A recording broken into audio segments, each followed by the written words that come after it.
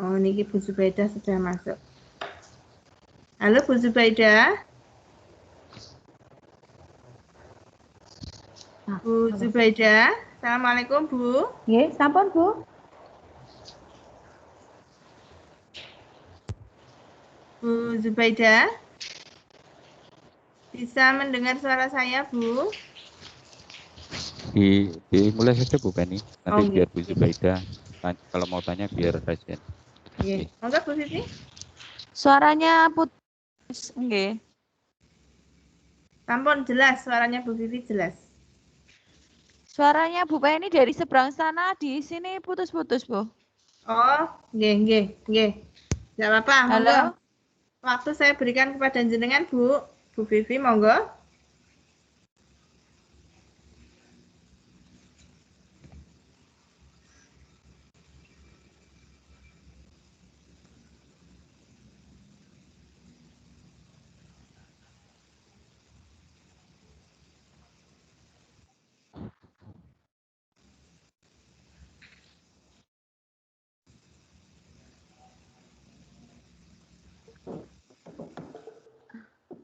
Halo? Nggih, monggo Nggih. bisa dimulai. Halo? Ya, Bu, monggo. Halo? Halo? Iya Bu, suaranya sudah terdengar. Suaranya Halo? sudah terdengar. Biar bisa di. Suaranya sudah terdengar, gambarnya sudah terlihat. Nggih, Bu halo? Vivi mulai saja Nggih. langsung. Gimana Bu suara saya? Soalnya di Ya. sini sedang hujan. Oh, nggih. Jelas. Jelaskah di sana? Ya, nggih. Jelas, di sini kami jelas Bu. Monggo.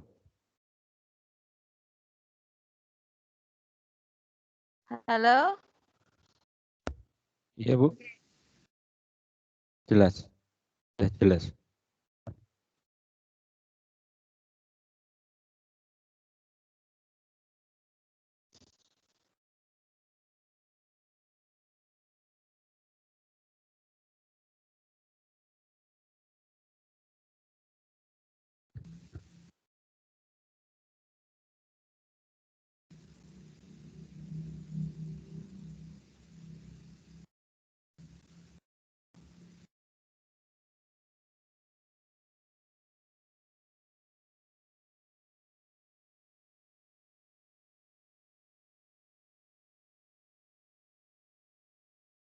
Monggo Bu Vivi bisa dimulai.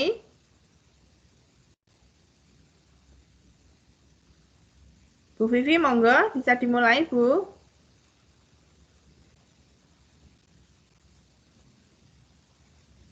Halo Bu Vivi. Pripun Bu Vivi? Putus.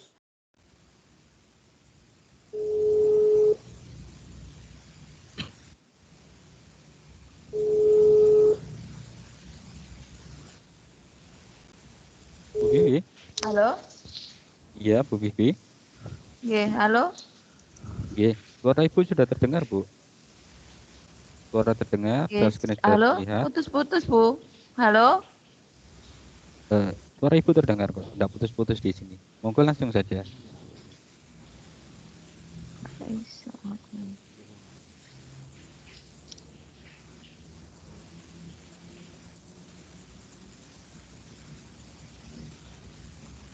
Halo Bu Vivi.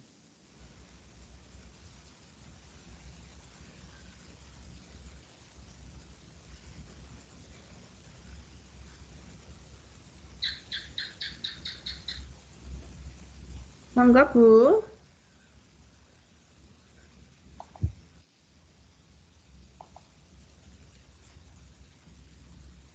Untuk ibu-ibu peserta yang lain, suara kami terdengar jelas. Halo. Bu Faridatul atau Terdengar, Pak. oh, Terdengar, terima kasih. terdengar jelas, nggih, sampun. Iya, terima kasih. Ketutup iki karena aku share screen. Tapi iki gak gak iso connect loh. Halo Bu Vivi, Bu Vivi Halo. Andriani. Iya.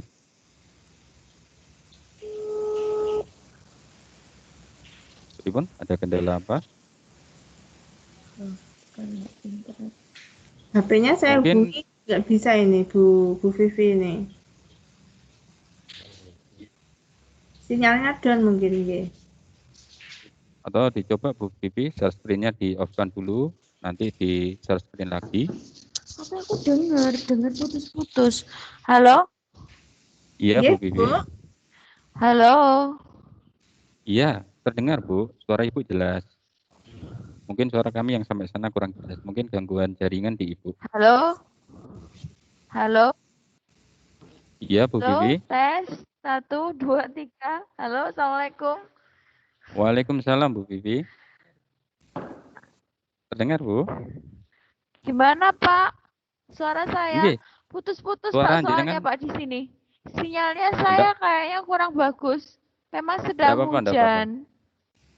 Enggak apa-apa. Suara Ibu terdengar jelas kok. Di kami terdengar jelas. Monggo Ibu langsung mulai saja, enggak apa-apa. Ibu bisa melanjutkan. Halo? Halo Bu Vivi. Bu Vivi bisa melanjutkan. Terdengar. Nggih, Terdengar ya karena Pak ya? Terdengar.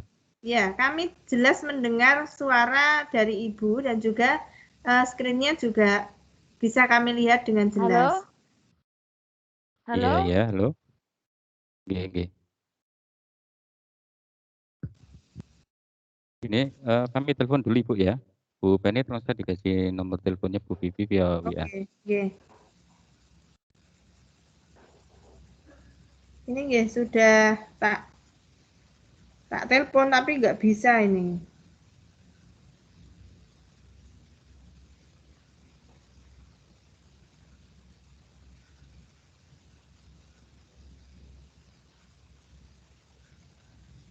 Halo Bu Vivi.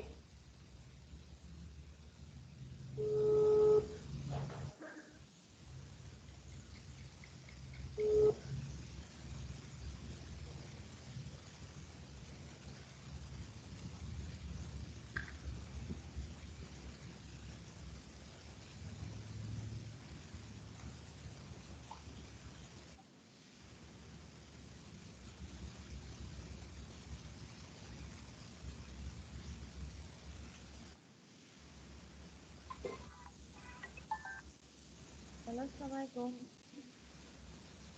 Halo?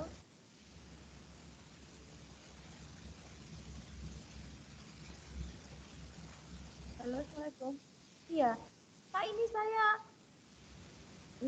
internet saya ini enggak bisa kayaknya. Saya sudah coba tadi, suaranya terdengar. Ini dengar nggak? Oh, ini nyambung ini. Nggih. Ngapunten memang nggih, di sini sedang hujan. Oh, ngoten. Nggih. Oh, ngoten. Nggih.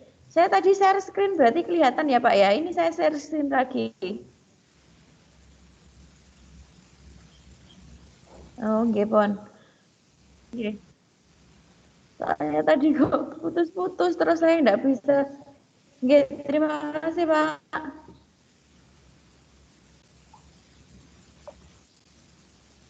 Nggih, Assalamualaikum warahmatullahi wabarakatuh. Kita mulai saja ya. Wabarakatuh. Nggih. Ini kita mulai pembahasan untuk latihan soal PDKK Biologi untuk sesi 1. Bismillahirrahmanirrahim. Saya mulai. Untuk pertanyaan yang pertama, dari soal yang pertama di sini, akibat dari pertumbuhan primer yang dihasilkan oleh meristem apikal. Seperti yang kita tahu bahwa meristem berdasarkan letaknya itu dibedakan menjadi 3. Ada meristem apikal, ada meristem lateral, dan ada meristem interkalar. Kalau untuk meristem apikal, kita ingat apikal. Apikal itu di ujung. Dia biasanya terletak di ujung akar dan ujung batang. Karena dia letaknya di ujung akar dan ujung batang, maka dia biasanya arah pertumbuhannya itu ke arah atas. Nah, meristem itu adalah jaringan yang ada di dalam tumbuhan yang dia memiliki sifat meristematik yang selalu membelah. Jadi arah pembelahannya untuk meristem apikal itu ke arah atas. Sedangkan untuk yang meristem lateral itu dia berada di samping Jadi atau mohon di maaf bagian sebentar. pembuluh. Jadi biasanya itu kalau untuk meristem lateral itu menyebabkan tumbuhan dia membesar. Biasanya untuk meristem lateral itu terdapat pada tumbuhan atau kelompok tumbuhan Bu Vivi, dikotil. mohon maaf sebentar. Oke, Untuk yang satunya lagi, untuk meristem screen-nya belum interkalar terlihat biasanya itu. terdapat Screen-nya belum terlihat. belum terlihat. Oke, mohon diaktifkan atau sudah aktif? Sudah aktif Pak di sini. Oh gitu. Sudah ada rekam layar garis merah di sampingnya, tapi saya kurang tahu kalau misal di sana tidak terlihat. Oh gitu. Oke. Oke. Baik, monggo dilanjutnya saja. Iya. Jadi untuk yang meristem interkalar itu biasanya terdapat pada kelompok Gramineae atau golongannya suku kayak rumput. Nah, dia kan ada nodusnya. Dia untuk interkalar itu biasanya ada di nodus-nodusnya. Jadi arah pertumbuhannya ke atas. Jadi berdasarkan soal yang pertama, akibat dari pertumbuhan primer yang dihasilkan oleh meristem apikal adalah yaitu tumbuhan, jawabannya semakin tinggi. Tumbuhan semakin tinggi. Karena apa? Karena meristem apikal itu berada di ujung akar dan ujung batang yang menyebabkan tumbuhan tambah tinggi atau biasa kita sebut dengan pertumbuhan primer. Macam pertumbuhan kan ada dua, ada pertumbuhan primer dan ada pertumbuhan sekunder. Untuk pertumbuhan primer itu yang menyebabkan tumbuhan tumbuh tinggi akibat dari aktivitas meristem apikal, sedangkan untuk yang pertumbuhan sekunder itu menyebabkan tumbuhan tambah besar. Itu apa? Diameter batangnya karena aktivitas dari meristem lateral. Gimana? Ada pertanyaan untuk yang nomor 1? Kalau tidak ada, kita akan lanjut untuk pertanyaan yang nomor 2. Itu pertanyaan yang nomor 2 itu tentang hormon, ya. Jadi pembengkokan batang atau koleptil ke arah cahaya atau ujung tanaman pot yang diletakkan dekat dengan jendela itu kenapa? Nah, seperti yang kita tahu bahwa hormon itu adalah salah satu faktor yang mempengaruhi pertumbuhan pada tanaman. Hormon macamnya ada banyak. Kalau untuk di bagian batang itu biasanya terdapat hormon auksin. Hormon auksin itu biasanya berada di bagian ujung apikal batang.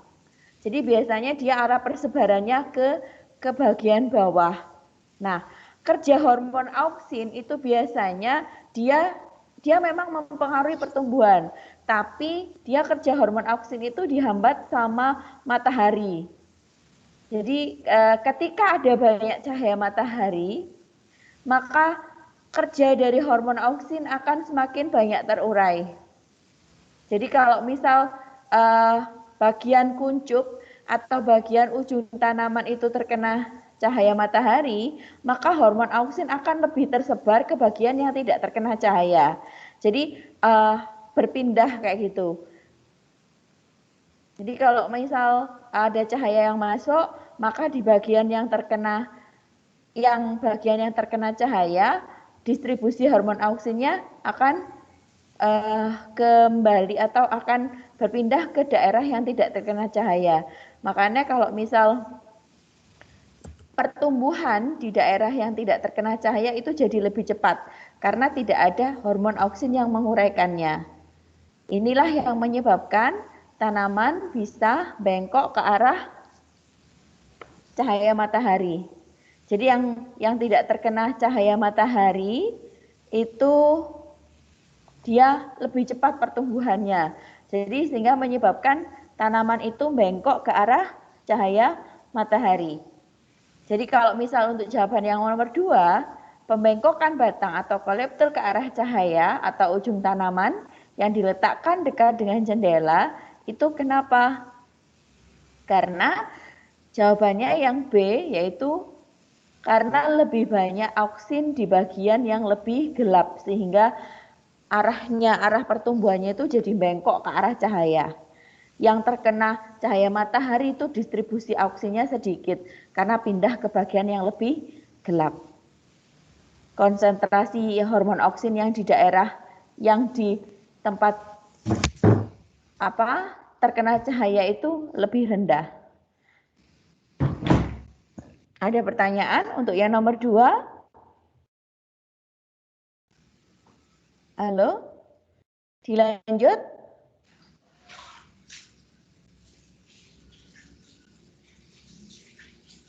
Dilanjut Pak Nggih?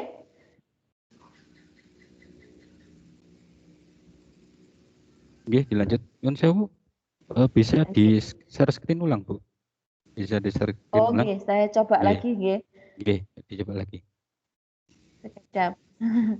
Nggih, soalnya saya sudah usaha. Sebentar saya share screen ulang. Nggih, enggak apa-apa, Bu. Nggih, enggak apa-apa.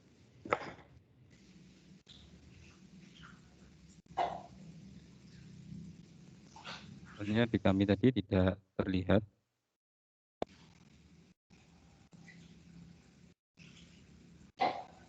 Kedipun, Pak? Bentar lagi, Bu. Ini masih proses. Sudah terlihat? Belum. Screen Bentar lagi. saya? Belum. Bentar lagi ini sepertinya. Pak Jeffrey? Iya. Bu Penny? Iya. Share screen-nya tidak terlihat. Bagaimana kalau share screen-nya dari saya dengan soal kemarin?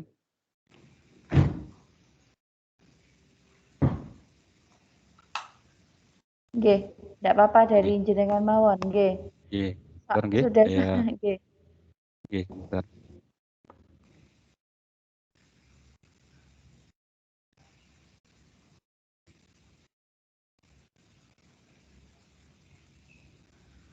Screen. Tadi saya juga sudah nge-share materi PowerPoint-nya di grup SLCC, Pak. Iya. Baik. Bareng nggih. Sama ke Bu Penny juga. Nggih.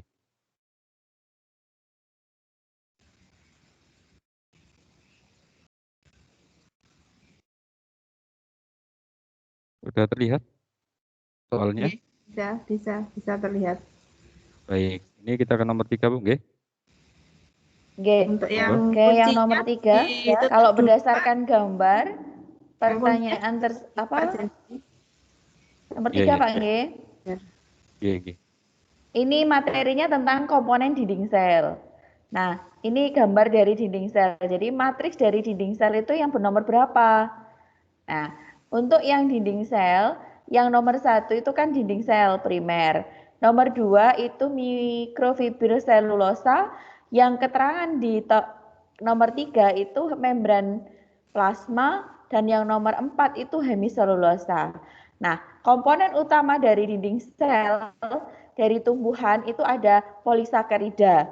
Nah, polisakaridanya terdiri atas apa? Ada selulosa, hemiselulosa, dan polisakarida pektat. Jadi kalau misal ditanya untuk matriks dinding sel, yang benar dari nomor atau gambar di atas itu adalah nomor 4, nomor 2 dan 4. Jadi untuk matriksnya itu selulosa dan hemiselulosa.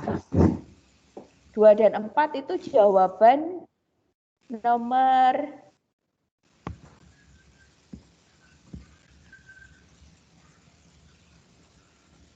2 dan 4 nomor 1. Apa? A, nggih jawabannya ya.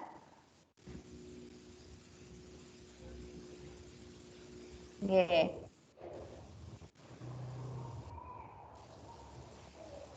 Nggih, dilanjut nggih. Nomor 4 itu untuk pertanyaannya nomor 4 itu tentang fisiologi tumbuhan. Ya, fisiologi tumbuhannya itu tentang tumbuhan hari pendek. Jadi tumbuhan hari pendek dan merupakan tumbuhan yang akan bertumbuh berbunga jika dalam sinar matahari bersinar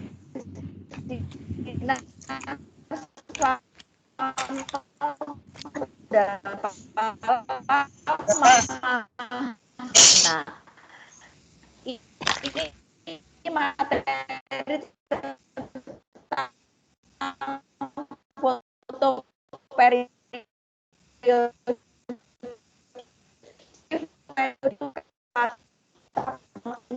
pada malam hari.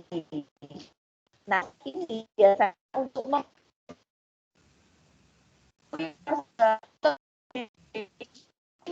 pengatas pembungaan panjang proses nah tumbuhan hari pendek itu biasanya tumbuhan yang berbunga jika terkena penyinaran yang kurang dari 12 jam dalam sehari. Jadi kalau misal dia waktu penyinarannya itu sekitar kurang dari 12 jam sehari, itu di dalam jika kena penyinaran dari 12 sampai 14 gitu. Jadi untuk pertanyaan yang nomor 4, tumbuhan hari pendek itu yang tumbuhan jika berbunga dalam sehari, matahari bersinar selama, jawabannya yaitu kurang dari 12 jam. Contoh dari jenis tumbuhan hari pendek ini ada apa saja? Ada golongannya krisan, ada golongannya jagung, ada anggrek, sama bunga matahari. Kalau untuk yang tumbuhan hari panjang itu seperti gandum. Jadi kayak buah bit dan lain, ada buah bit, gandum, barley. Jadi biasanya ada di daerah yang lama waktu siangnya lebih lama karena penyinarannya lebih dari 12 jam sampai 14 sampai 14 jam. Untuk tumbuhan hari panjang. Oke, ada pertanyaan untuk sampai di nomor 4? Monggo dari ada pertanyaan, berarti nanti kita lanjut ke soal yang nomor 5, Pak. Mungkin bisa digeser, Pak.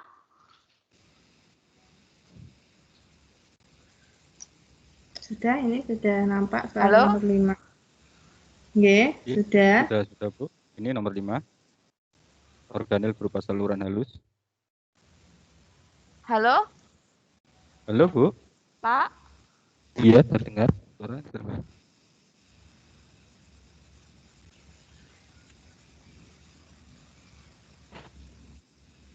Pak Jeffrey, bisa digeser Bu. Untuk soalnya yang nomor 5? Sudah, Bu.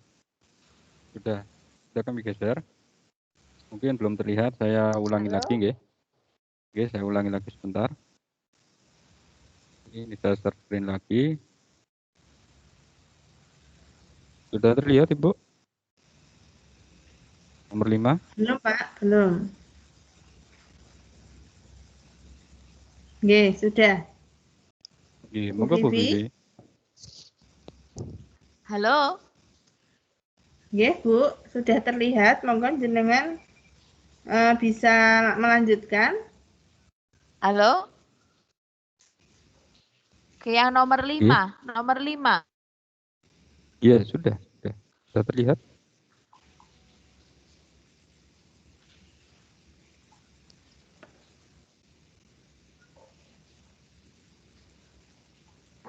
Nomor 5 sudah terlihat, Ibu ini.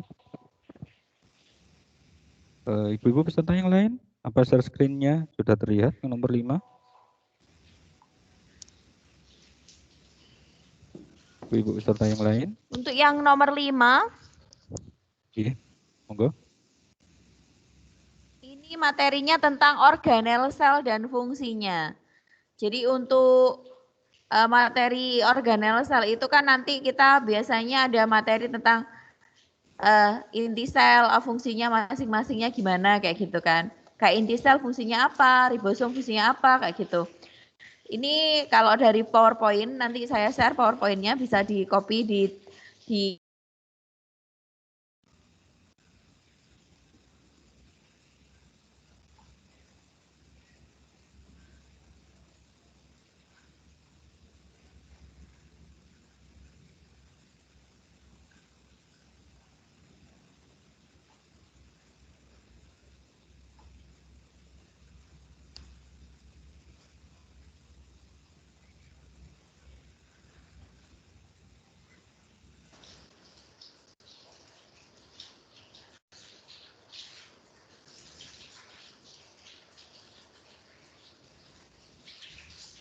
Halo? Nggih, bisa nggih, jelas, Bu. Nggih. Sinyalnya ngajak gelut, Bu. Ya, Jadi jelas.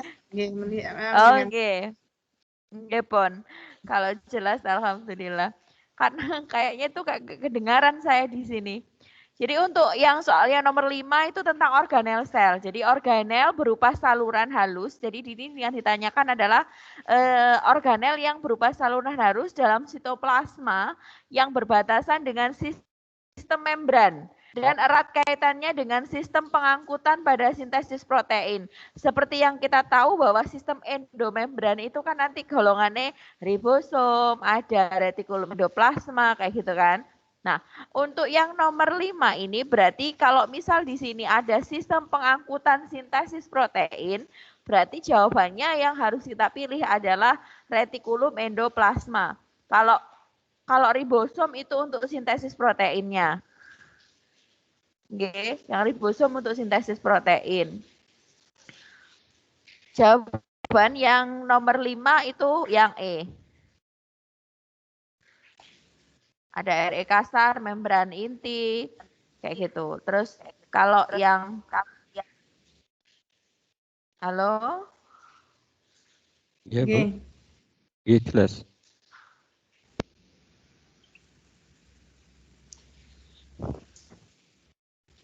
Halo? Yang nomor 6 ya. Yang nomor 6 produk makanan yang menggunakan bahan dari organisme transgenik. Produk makanan yang menggunakan dari organisme transgenik masih banyak ditolak oleh masyarakat. Alasan penolakan yang paling sesuai adalah seperti yang kita tahu tanaman transgenik itu berarti kan kita memodifikasi materi genetik ya. Tanaman yang sudah dirubah susunan informasi genetiknya. Dia tujuannya adalah untuk mendapatkan kualitas dari produk atau tanaman yang diharapkan. Jadi biasanya supaya lebih menarik, supaya lebih bisa menghasilkan bibit unggul lah, kalau katakanlah seperti itu untuk yang tanaman transgenik. Jadi transgenik itu tanaman yang sudah mengalami perubahan susunan informasi genetiknya. Jadi sudah diganti kayak gitu. Nah, ternyata di masyarakat itu masih banyak penolakan. Alasannya kenapa? Alasan yang paling sesuai di sini itu adalah mengandung protein asing yang bersifat toksit dan mengakibatkan alergi. Jadi karena ada protein asing yang dimasukkan, biasanya ada dampaknya di situ. Ada yang bisa menyebabkan alergi. Jadi ketakutan masyarakat yang seperti itu menyebabkan tanaman transgenik itu masih ditolak di masyarakat. Selain itu ada beberapa dampak negatif juga dari tanaman transgenik. Yang pertama itu tentang kepunahan plasma nutfah ya. Jadi seperti yang kita tahu, kalau misal bibit unggul-unggulnya saja yang diambil, jadi otomatis keanekaragaman hayatinya kita berkurang. Jadi kayak tingkat keanekaragaman hayatinya jadi rendah. Karena apa? Karena nanti yang muncul adalah varietas itu saja yang diperbanyak. Terus yang kedua tentang kerusakan ekosistem. Untuk yang kerusakan ekosistem itu biasanya tanaman transgenik kan biasanya ada yang supaya lebih kebal terhadap sebenarnya hama itu kan kayak ada interaksi antar hama satu dengan yang lain. Kalau misal dia semakin resisten dengan hama tersebut, biasanya akan menimbulkan atau menyebabkan kerusakan penyusun atau komponen di dalam ekosistem yang lain. Yang ketiga dapat menyebabkan keracunan. Yang keempat yaitu tadi memicu alergi, dan yang kelima kematian pengurai. Jadi tanaman transgenik itu memiliki dampak positif dan dampak negatif. Semuanya ada plus minusnya. Jadi untuk jawaban yang nomor 6 itu adalah yang B. Mengandung protein asing yang bersifat toksit atau mengakibatkan alergi. Untuk yang nomor 7, kita lanjut yang nomor 7. Ini tentang gerak pada tumbuhan. Gerak pada tumbuhan, gerak nasti pada tumbuhan itu dapat disebabkan oleh suasana gelap. Itu disebut apa? Seperti yang kita tahu bahwa gerak itu kan gerak pada tumbuhan dibedakan menjadi 3. Ada gerak tropisme, ada gerak nasti, ada gerak taksis. Kalau untuk yang gerak nasti, itu gerak pada tumbuhan yang arahnya tidak dipengaruhi oleh arah datangnya rangsangan, tapi ditentukan oleh tumbuhan itu sendiri. Misal dari tekanan turgor, kayak gitu.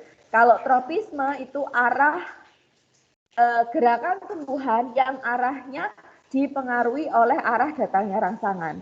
Kalau gerak taksis itu gerak berpindah tempat, gerak sebagian atau seluruh tumbuhan yang berpindah tempat, dipengaruhi oleh beberapa faktor, ada yang sinyal kimia dan lain sebagainya. Nah, untuk yang gerak nasti ini macamnya ada fotonasti, disebabkan karena cahaya, ada niktinasti. Ya, niktinasti itu karena gelap, berarti jelas di sini jawabannya adalah niktinasti. Kalau seismonasti itu getaran, tikmonasti itu sentuhan. Oke. Kalau ada satu lagi itu haptonasti. Haptonasti itu karena serangga. Nah, kita lanjut yang nomor 8. Nomor 8 ini tentang nomor 8. Sintesis protein. Sintesis protein. Perhatikan pernyataan soal berikut. Pernyataan soal berikut, yang nomor 1, mRNA meninggalkan inti menuju ribosom, tRNA membawa asam amino tertentu dengan kode yang disusun oleh mRNA, DNA membentuk mRNA di bagian inti dengan kode-kode pembentuk tRNA. Nah, urutan yang benar mengenai proses sintesis protein. Urutan yang benar tentang sintesis protein.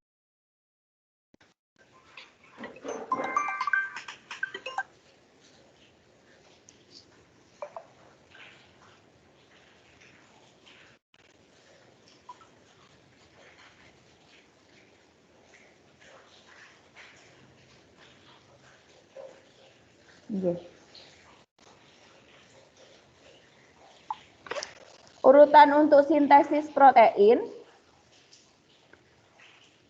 Untuk sintesis protein itu kan pembentukan asam amino yang melalui kode gen yang dibentuk oleh DNA. Jadi tahapan sintesis protein itu dimulai dari translasi. Jadi dari tahap transkripsi dulu. Transkrip pembentukan rantai mRNA yang berasal dari rantai DNA. Yang seperti kita tahu bahwa transkripsi dulu. Nanti hasilnya, hasil dari rantai mRNA itu kemudian akan keluar menuju inti sel dan berikatan dengan RNAR pada ribosom. Setelah itu baru tRNA akan mencari kodon start pada mRNA untuk memulai translasi. Setelah itu tRNA akan mengenali kodon yang mengenali kodon menggunakan antikodonnya. Kemudian asam amino yang akan dibentuk oleh tRNA lalu dibentuk oleh RNAR, kemudian diikat dengan tRNA menggunakan amino asetil tRNA sintase. Jadi kalau misal dari urutannya ini, yang pertama itu adalah nomor 3 dulu. DNA akan membentuk mRNA di dalam inti dengan kode-kode pembentuk protein. Jadi DNA akan membentuk mRNA. Ini tahap transkripsi. Terus setelah membentuk mRNA, mRNA akan meninggalkan inti menuju ke ribosom, berarti 3, 1. Setelah 3 dan 1 akan lanjut ke 2, tahap yang kedua, yaitu setelah dibawa ke ribosom, tRNA membawa asam amino tertentu dengan kode yang disusun pada mRNA. Setelah dia membawa kode genetik tRNA-nya, tRNA akan masuk ke ribosom dan akan membentuk susunan asam amino asam amino. Jawabannya adalah 3, 1, 2, dan 4. Oke, kita lanjut untuk yang nomor 9. Nomor 9, masih tentang bioteknologi. Penerapan bioteknologi untuk mendapatkan bibit unggul itu akan menjurus pada yang pertama, kalau misal bibit unggul berarti penjurusan tentang apa kira-kira? Yang A itu menurunnya kualitas lingkungan. Tidak semuanya ya. Jadi yang tidak semua menurunkan kualitas lingkungan. Nomor yang B menurunkan kualitas produksi pertanian, justru tidak, malah meningkatkan produk pertanian. Nomor yang C meningkatnya keanekaragaman hayati, salah ya, karena justru akan menurunkan tingkat keanekaragaman hayati. Nah, yang menjurus berarti lebih ke mana? Lebih ke hilangnya keanekaragaman hayati. Jawabannya adalah yang D. Kalau meningkatkan jenis hama tanaman, tidak semua ada yang tidak semua jenis tanaman meningkat untuk jenis tanamannya. Jadi untuk jawaban yang ini kita pilih yang lebih memilih ke jawaban D, yaitu hilangnya keanekaragaman hayati. Kenapa kok bisa hilang? Karena yang diambil itu adalah kualitas bibit unggul. Misal misal tanaman yang pengen dihasilkan itu adalah tanaman yang buahnya besar, terus kemudian isinya kecil.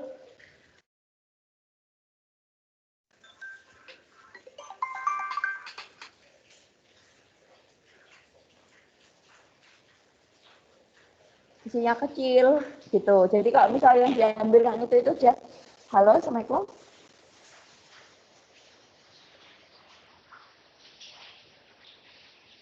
Halo.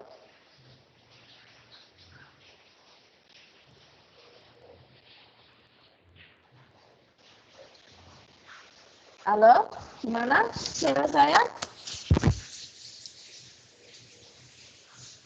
Suara saya jelas? Ini jelas Bu, bisa kita lanjut materinya atau gimana Bu? Bu Penny? Monggo Bu Faridatul, Bu Siti Zubaidah. Kita sampai nomor 10 dulu untuk malam ini atau bagaimana Bu? Kami manut.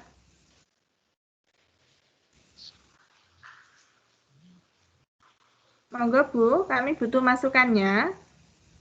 Kalau mau lanjut, kan berarti targetnya malam ini kan 25 soal. Namun targetnya malam ini 25 soal. Kita sampai di soal nomor 10. Nonton, bagaimana Bu Farida? Bu Siti Zubaidah? Mungkin untuk malam ini itu ya Bu ya, cukup sampai nomor 10 aja ya. Soalnya sinyal saya juga nggak begitu bagus, jadi antara kedengeran sama tidak. J Bu, nggak apa-apa, besok siang bisa dilanjut lagi. Siang, besok nggak apa-apa. Saya pakai 2. laptop nggak masuk, pakai HP tapi suaranya terlalu kecil. Oh, ngoten. Nggih. Besok Oh, kita nggih. jam 1:30 ngoten. Bagaimana Bu Vivi Halo. bisa? Nggih, bisa. Nggih. Nggih. Nggak apa-apa kalau misal besok dilanjutkan sampai nomor Halo. berapa sambil neruskan kok misal besok waktunya cukup, sampai lanjut ke soal nomor 50. Nggih. Karena memang hari ini terkendala teknis ya Bu ya, mulai dari speaker nggak bisa share screen, terus sekarang terkendala sinyal, nggih pangapunten karena memang ini kita online jadi ada banyak kendala teknis di sini nggih Bu Penny nggih. Nggih, enggak apa-apa. Nggih. Ya Bu. Begini Nggih, aja, Bu. kalau begitu karena ini sudah malam, kita besok lanjutkan lagi jam 1:30. Mungkin besok Insya Allah. saya akan kirim Nggih. materinya dulu ke Pak Jeffrey atau mungkin Bu Penny, materi Ya. PowerPoint-nya supaya lebih. Halo Bu Vivi. Halo. Nggih. Ini mengingat malam ini juga hampir semuanya termasuk saya juga sinyalnya kurang bisa bersahabat. Lebih baik kita cukupkan dulu sampai nomor 10. Nanti Ibu bisa berikan file materi agar bisa dibaca peserta dan besok mungkin peserta tinggal menanyakan poin-poin atau soal-soal yang sekiranya perlu ditanyakan. Jadi besok bisa lebih fleksibel gitu. Nggih, monggo. Nggih. Pangapunten lho Bu Vivi ya. Nggih, enggak apa-apa Pak, karena memang hari ini banyak kendala teknisnya kita. Pangapunten juga untuk Bu Farif Datul, Bu Siti Zubaida, Bu Penny, Bu Jeffrey, Pak Jeffrey ngapunten. Iya. Oke. Nanti bisa Tidak apa-apa, Bu. Oke. Mungkin dihidupkan dulu Bu Begitu Penny bisa. untuk kegiatan. Berarti kita akhiri dulu untuk pertemuan kita malam ini ya Bu ya. Nggih. Kita ketemu lagi besok 1:30 nggih Bu? Iya, betul. Terima kasih untuk teman-teman semuanya. Alhamdulillah hari ini sudah sampai nomor 10. Halo.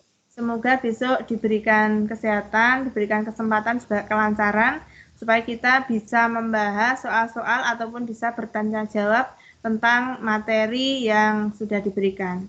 Ngoten, terima kasih atas perhatiannya, atas waktunya. Billahi taufik wal hidayah. Wassalamualaikum warahmatullahi wabarakatuh.